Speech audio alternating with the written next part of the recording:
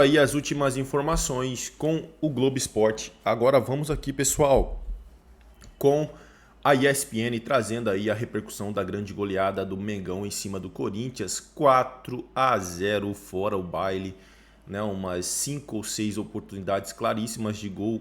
O Flamengo perdeu, infelizmente, era para ter sido ali uma goleada maior.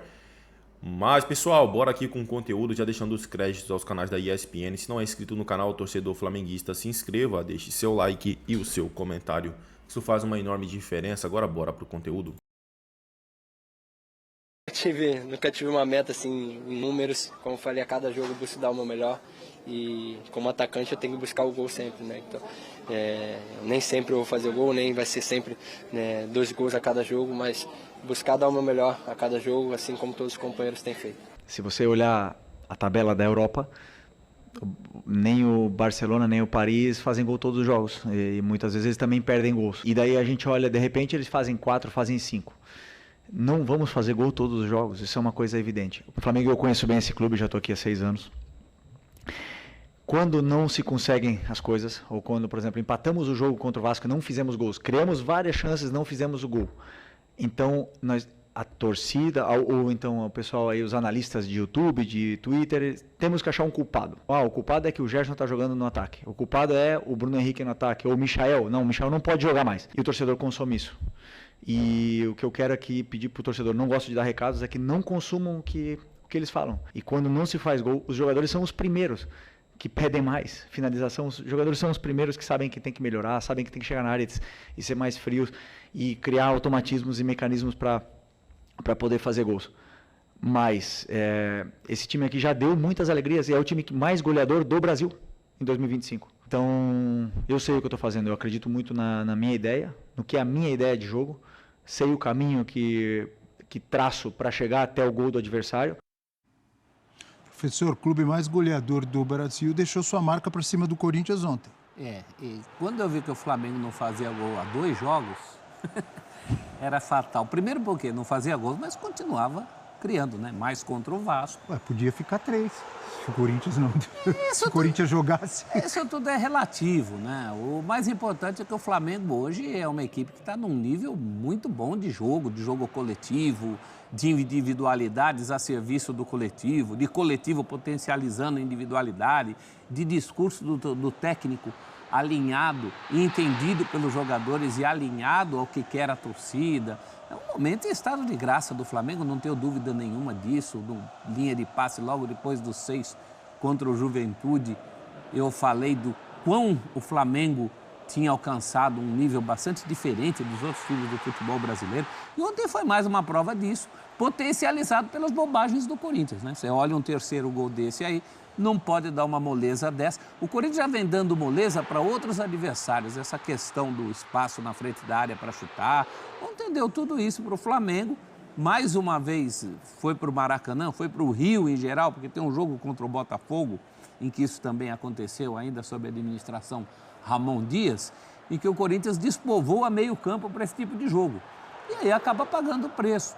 Agora, independentemente dos problemas do Corinthians, muito mérito do Flamengo. O Flamengo vem mostrando isso o campeonato inteiro. Não à toa é o líder com sobra e sobra de jogo jogado. A gente não vai falar aqui só dos 4-0.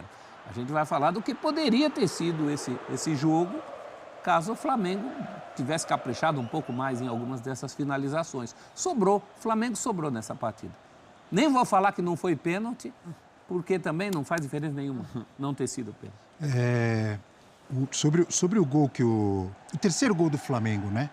Que foi a saída errada ali, a bola atrasada para o Hugo, ele tenta sair jogando, o Pedro aproveita e faz o gol. Eu lembro até que no nosso grupo ontem, logo depois do gol, o Eugênio digitou ali no grupo. Eu lembrei agora, e você tem razão, Eugênio, tem um mérito também do De La Cruz que vai lá pressionar, né? Vamos mostrar daqui a pouco. Você vai mostrar? Vou mostrar. Então o Eugênio vai mostrar daqui a pouco. Aqui no Eugênio... no Eugênio não, no Olho Leal. Sobre o Corinthians, antes do Flamengo, já que o prof tocou, eu queria tocar num assunto, né? O Corinthians vai para o jogo, vamos lembrar que o Memphis é o pivô da saída do Ramon Dias, do Emiliano. Eu acho que isso ficou no ar para todo mundo, né? contra o Palmeiras, no primeiro jogo da final do Campeonato Paulista, o Corinthians tem um jogo defensivamente muito forte. A gente sempre fala aqui que o problema, a dificuldade defensiva do Corinthians está no lado do campo, porque ele tem normalmente um lateral para marcar 2 jogadores que vêm do time adversário, porque ele não tem uma linha de 4 no meio, são 3 jogadores no meio, né? Naquele jogo com o Palmeiras, que o Corinthians ganhou aqui no Allianz Parque, ele fez o quê? Ele puxou o Romero pela direita, puxou o Memphis pela esquerda e assim ele dobrou a marcação pelo lado do campo, exigindo do Memphis uma intensidade maior do que ele costuma apresentar sem a bola. E deixou o Yuri mais à frente. Tinha o Garro, né? Tinha o Garro ainda no time. No jogo de ontem, ele traz o Memphis para jogar centralizado, abre o Romero na esquerda e o Yuri tem que voltar para fechar pela direita. Nenhum desses 3 participa dos momentos de marcação. Nem o Memphis, nem o Yuri volta pela direita e o Romero volta pouco pela esquerda. Então, são 3 jogadores a menos no momento defensivo do Corinthians. Contra um Flamengo que está presente com muita gente sempre no campo de ataque. Chega com muita gente, é um time muito agressivo, muito intenso para recuperar a bola e muito agressivo. Jogando com esses 3, se eles não voltarem para ajudar a marcação de meio campo, os 3 volantes vão ficar sempre perdidos. Sempre perdidos. 3 volantes, dos quais volante mesmo é um só, né? É isso. Só o Ranieri, né? Que o Carrilho está jogando os volantes, de origem não é volante, o Bidon é o meia, né? E esses 3 ficam tentando, como limpador de para-brisas, correr de um lado para o outro, mas falta sempre perna, porque tem menos gente. E contra o time do poderio do Flamengo, isso é fatal. André, quero ouvir sua análise também. Antes disso, mandar um abraço para o amigo Rodrigo Cassino, nosso narrador, nos acompanhando. Vozeirão do Cassino. Grande voz, o vozeirão do Rodrigo Cassino com vocês. Cassino, um abraço. Mandar um abraço também para o Casão, que está nos assistindo. Casão que jogou nos 2. Sempre. Jogou no Corinthians e no Flamengo. Também dando sua audiência para a gente, é uma honra. Foi num Corinthians e Flamengo que ele ouviu o Pacaembu cantando para ele: volta, Casão, seu lugar é no timão. Isso aí, grande casa, obrigado pela audiência. Amigo André, sua análise. E assim, para mim, do lado do Corinthians, o resultado de ontem, e mais do que o resultado da atuação, mostra como os problemas defensivos são muito grandes. Que tem um aspecto que o Eugênio falou, da formação tática, da dificuldade do Corinthians de preencher o lado. A gente está falando de dupla de zaga até agora também com muita dificuldade, depois expulsão do Félix Barrou Torres. o Félix, quer dizer, barrou não, porque e aí, tinha expulsão, mas foi barrado para o jogo de ontem.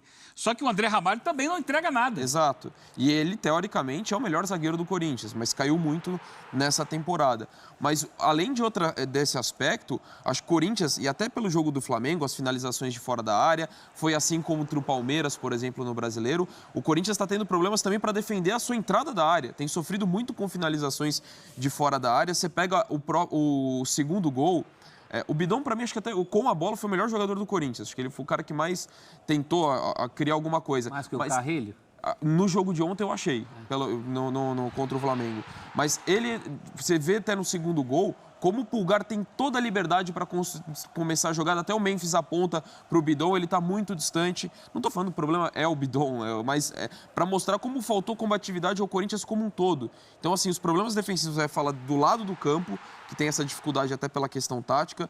Acho que da falta de combatividade para proteger a entrada da área, como os gols de fora da área que tem sofrido acabam mostrando, além dos problemas defensivos da... É isso aí, torcida do Mengão, e bora aqui para mais uma notícia. Rizek compara Flamengo de Felipe Luiz com um clube europeu. Comentário do jornalista aconteceu durante Flamengo e Corinthians. O Flamengo goleou o Corinthians por 4-0 no último domingo, no Maracanã, pela 6ª rodada do Brasileirão. Na ocasião, o jornalista André Rizek ficou impressionado com o desempenho da equipe de Felipe Luiz em campo e chegou a compará-lo com um clube europeu. Trata-se do Barcelona, da época de Lionel Messi. O comentário aconteceu durante a partida através de uma publicação no X, antigo Twitter. Em campo, o time rubro-negro dominou as ações do jogo. A facilidade dos subordinados do ex-jogador em neutralizar a equipe corintiana chamou a atenção de André Rizek.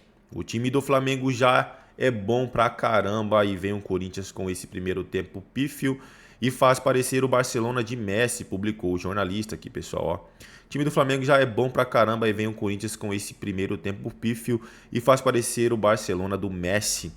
O triunfo do rubro-negro foi construído com autoridade no Maracanã. Logo aos 4 minutos do primeiro tempo, Everton Cebolinha abriu o placar. Posteriormente, Arrascaeta e Pedro marcaram os outros 3 gols da goleada do Flamengo contra o Corinthians. Com a vitória, a equipe de Felipe Luiz alcançou a marca de 14 pontos e assumiu a liderança do Campeonato Brasileiro. O fato aconteceu devido a um tropeço do Palmeiras na rodada. O time de Abel Ferreira perdeu para o Bahia por 1-0 no Allianz Parque. É isso aí, torcida do Mengão. Agradeço a vocês pela companhia. Se não é inscrito no canal, se inscreva. Deixe seu like e o seu comentário, que isso faz uma enorme diferença pra gente aqui dentro da plataforma. Desde já agradeço, pessoal, e até o próximo conteúdo.